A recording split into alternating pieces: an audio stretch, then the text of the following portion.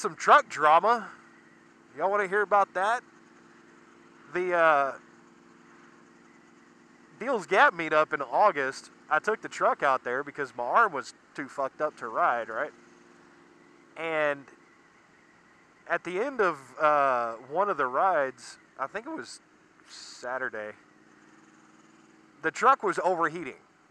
And, well, kind of. I was watching the temperature gauge go way up, and it would kind of let, and I'm just going to pull some numbers out of my ass, because I don't have my fucking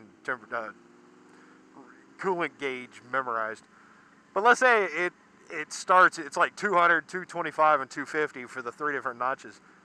And normally it stays around 225, right? I think it's actually around like 218 or whatever. I noticed it was up around like 230. I was like, what the fuck? That's really bad. And then a few minutes later, it would drop way down to 210. It's like, wait a minute. It just covered half the fucking gauge in a second. I was like, oh shit, I don't have any fucking coolant. Because what happens is when you get air pockets in your radiator system, you get steam, and steam hits the temperature sensor, and it just fucking skyrockets because, you know, steam's really, really hot.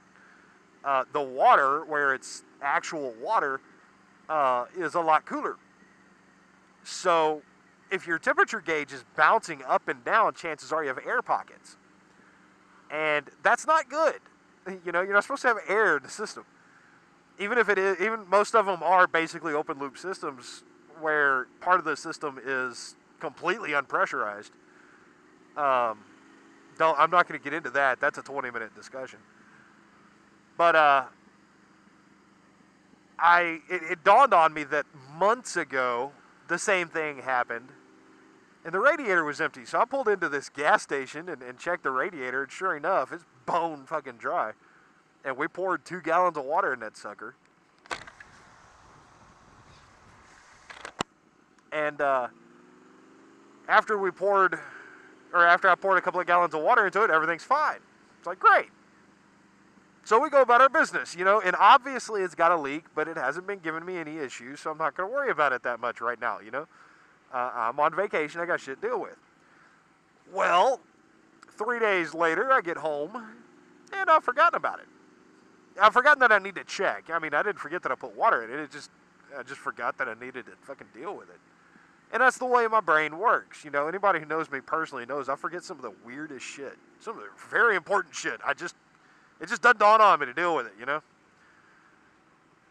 It's part of the ADD thing. So we go for a while, and then one day I'm pulling into work, and I turn onto the road that dead ends into our parking lot, and I hear this thump. Like, the fuck was that? Look at the rearview mirror, and there's this big-ass freaking white cloud come out the back that's like, uh-oh. I don't know what that was, but that ain't good. And I pull in, and I stop, and this cloud of smoke goes in front of me, and I just went, son of a bitch, just blew a radiator hose. Or something. Yeah, obviously, it just spurted a bunch of steam out. So after work, I drive it over, across the lot, and to a water hose, and I start filling it back up, and I swear to God, it's coming out of the radiator faster than I can put it in. So anyway, to make a really long story, not quite so long, the side of the radiator had blown out. So I have it towed to a shop and spend a day or two, and they put a new radiator in it. And I would have done it myself, but, you know, my arm, I couldn't lift my right arm up. So I wasn't going to be able to get the radiator out. So I was like, well, knowing me as I know me, it would take me a week to do this. Even if I could move fine.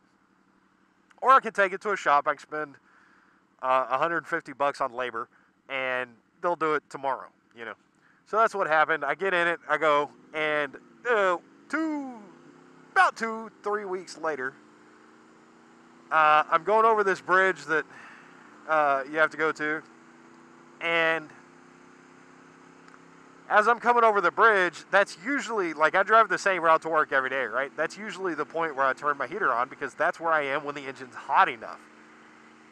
Just a side note, don't turn your heater on as soon as you get in the car. It takes your engine longer to warm up.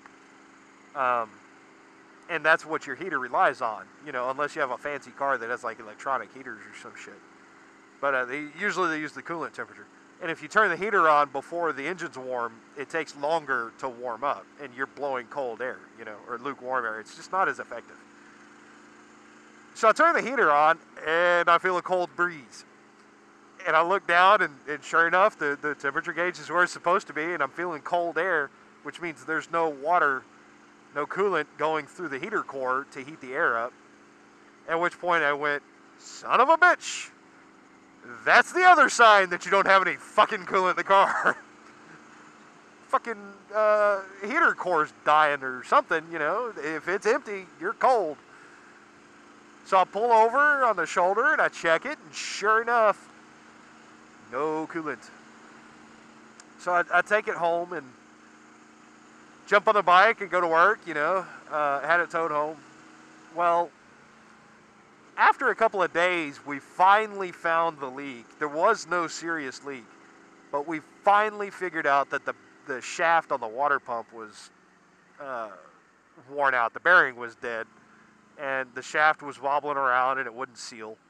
And because of that, it's leaking. And it was kind of a slow leak, but it was getting worse. It never actually left puddles before all this happened. And we determined that was a slow leak, and when it got too hot in Franklin during the Dill's Gap thing, that it weakened the radiator, which the sides of the radiator are plastic. And the heat weakened that out, and then it just gave up, So that caused the radiator to blow out, and when we fixed the radiator, it didn't actually fix the problem. So, new water pump. I actually tried to do that one myself, but there's some tools that you have to hold some things still that cost about $200. And the weather was, this was on a Monday that I made the decision. The weather was going to start going to shit on Thursday, and I would have had to order these tools online, which is going to take at least a week to get here. So there was no way I was going to be able to get it done before the weekend. And I didn't want to take the bike to work when it's 35 degrees and raining. That's a pretty good way to die. You just freeze to death. Hypothermia is a bitch. Well, I take it up to the shop, and the guy's like, yeah, it's $150 for the pump. Or no, it was like $80 for the pump. I'm sorry. And I could have gotten one for about $65, but I was like, yeah, it's fine. And then it was $250 for the labor. Or no, $300 for the labor. Because it's a bitch to get the water pump off my truck. I already knew that.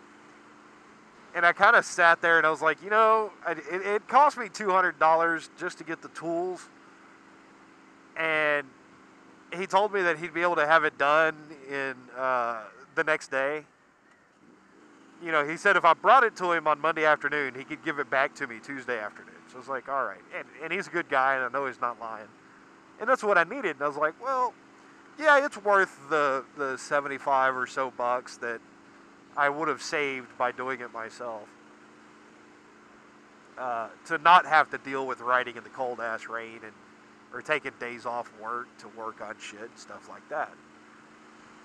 So, yeah, unplanned expenditures of $400 and $500 are not good when you live on minimum wage.